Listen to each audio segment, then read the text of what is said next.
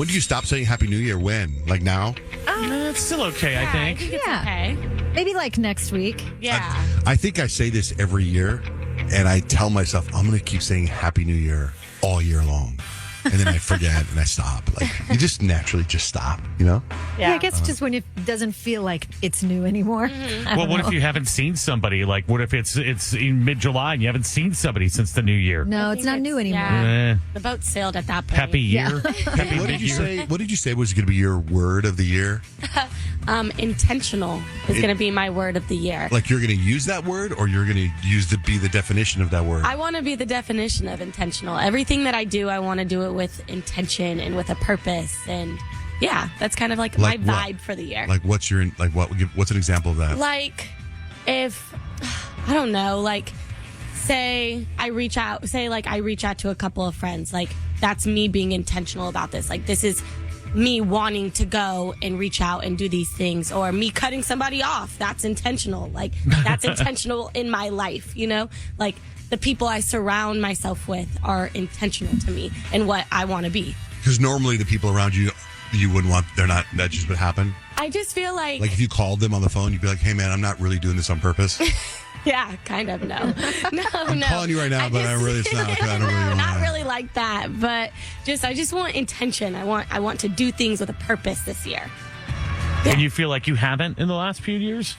Or just more focused I on think it? I want to just focus on it. Like, I Okay. really just want to, like, everything that I do, like with work, with my life, with my relationship, with my family, I just want there to be intention to it. What's I feel the like when you opposite? do that, it makes things more meaningful. Yeah. It's like you could reach out to your friend and just text them, or you could reach out to them with intention. So it's like meaningful, like, hey, I'm really trying to put effort into this relationship. Meet me for lunch. This is intentional. Yeah. Like, you'll say that? No. No, just it's Hey, in man. the back of your mind. It's a mental thing. Yeah, when you have that in the back of your mind, you do things differently, I think. Like, you can kind of float along in life. You can get on autopilot. You can Yeah. do things kind of just because that's That what you sounds do more every fun. day. That sounds better. But if you're doing them with intention, it probably adds a little bit more meaning to everything that you do. So what's the opposite of intention? Detachment? Non-intentional. That's my word of the year. Detachment. Coasting? Coasting? yeah. Detention? But Kyle made a really good point. Like, I really do feel like I've been on autopilot. Like, the last 3 months of the year, I felt like I was kind of just on, like, cruise. Like, I wake up, I do what I do. It's like the same routine. And it was just like, blah. Like, it wasn't fun for me. So I just want to switch things up this year. So get this, speaking of cruise, the other day I was getting so my son Kemp was in town, right? He was in town for 6 days from Hawaii, right during Christmas. And it was him and his roommate, his teammate, who from Australia, and they were in town. And I was taking them somewhere, and I had to get gas. And there's two gas stations that are the same distance apart, right? So I'm just going to guess, say a mile from my house, maybe. So I was getting gas at the gas station, and it was Kemp and Ethan, his teammate, in the car. And I'm pulling out of the gas station, and this gray SUV comes out from an intersection. So I'm pulling out of the gas station, I'm making a right out of the gas station, and this gray SUV comes by. Like, I mean, it sped up when it saw me pulling out, and it almost like if it was a movie, almost was going to sideswipe me. Jeez. I know, right? And it's like, it comes by like close to me, right? And then I'm like, damn. And as I continue to go, I'm like, hold on a minute. And I speed up and I look at the license plate and I'm like, is that your brother? And then my phone rings and it's Dutch, my youngest son. And I pick up and I don't even get to say hello. Like, he goes, you just got mixed. You just got mixed. And Mixed? I don't know the young language of the Gen Z. And I'm like, well, you got mixed, man. Was that you coming out of the gas station? I'm like, yeah. You got mixed. You got mixed. Ha! And he's like talking out loud over me like that. And then Kemp and his teammate are laughing. I'm like, you punk ass. And he's like, yeah, I saw you coming out of the gas station. That was him. Like, my son tried to kill me. Oh, my gosh. I hope there was some sort of lecture that went along with that. Like, hey, what if that wasn't me? And Then then I you go- just mixed someone like a stranger. So then I say to him later, I'm like, so what does that you got mixed mean? He goes, I don't know. I say it to my friends sometimes. Sounds cool. So I thought that you got mixed was like, I guess that's his version of you just got served. Yeah. So then when He's we a were character. at Christmas time or at New Year's, I was with my sister. And I go, hey, tell your aunt what happened when I was coming out of the gas station. You got mixed, Dad. You got mixed. No, I told him not to do that. Yeah. How about no more mixing?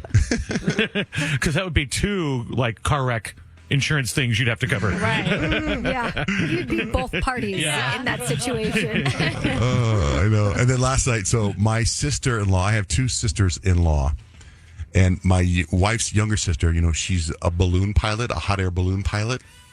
And I guess, business is good in Albuquerque because yesterday we got a Christmas present, which is something I've always wanted, which is those Omaha Steaks. Oh, yeah. I've always wanted those. I don't know where I've seen the commercial for those. If it's late night TV or if it's an ad in a magazine. I feel like it's just everywhere just for something some reason. I've always wanted. So we got those yesterday.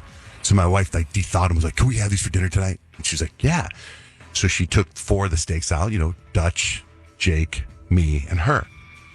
And I was all excited for it, right? But my son Jake's in town. He doesn't start school for another week or two, and he has a lot of friends, and they all were over. A couple guys were over yesterday, and I was like, "All right, when you guys get out of here, And then I get up, and Jake goes, "You barbecuing tonight, Dad?" Right in front of his two friends, and I'm like, "No." Like I was going to cut them out of the bags. Yeah. Like no, and they put on. They're trying to find pet detective. So, Dad, I can't find Ace Ventura pet detective, right? And I'm like, they're all sitting down with popcorn. Like, they're not 5, right? And I'm like, Ace Ventura, why do you guys want to watch that? Why wouldn't we want to watch that?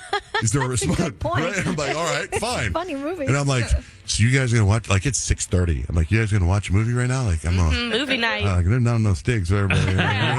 You're stuck with that. And then, so Blake, she goes and she starts cutting up the Omaha Steaks. So now it just looks like chunks that you put in a stew.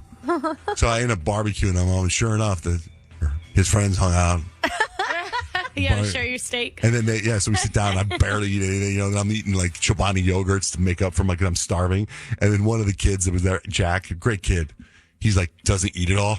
You're like, yeah. I lean over to Blake. I go, "Kid didn't eat all the steak, man. What the hell?" Like I want to be like, and then I feel like he got up at some point because I saw him take his plate and go up to the kitchen, put it in the sink, and I was going to go eat it. When I got up there, it was nothing. I think he gave the steak to the dog. An That's Omaha nice. steak? I'm just That's like, nice, bro. to the dog. So of the corner that you had, these small mere pittance, was it amazing? I think I burned it anyway. I was so stressed out about everybody eating my steak. I really think my wife goes, "Did you like the barbecue steak?" I go, "I wasn't mentally prepared to barbecue these steaks. I was stressed out about these 2 other kids at the house, and they're great kids. I normally wouldn't mind, but it was the whole thing of de-thawing them. You know what I mean? And there were 4 of them, and I've always wanted to try the Omaha Steaks. And then these 2 kids are great kids, but they just move along. You know what I mean?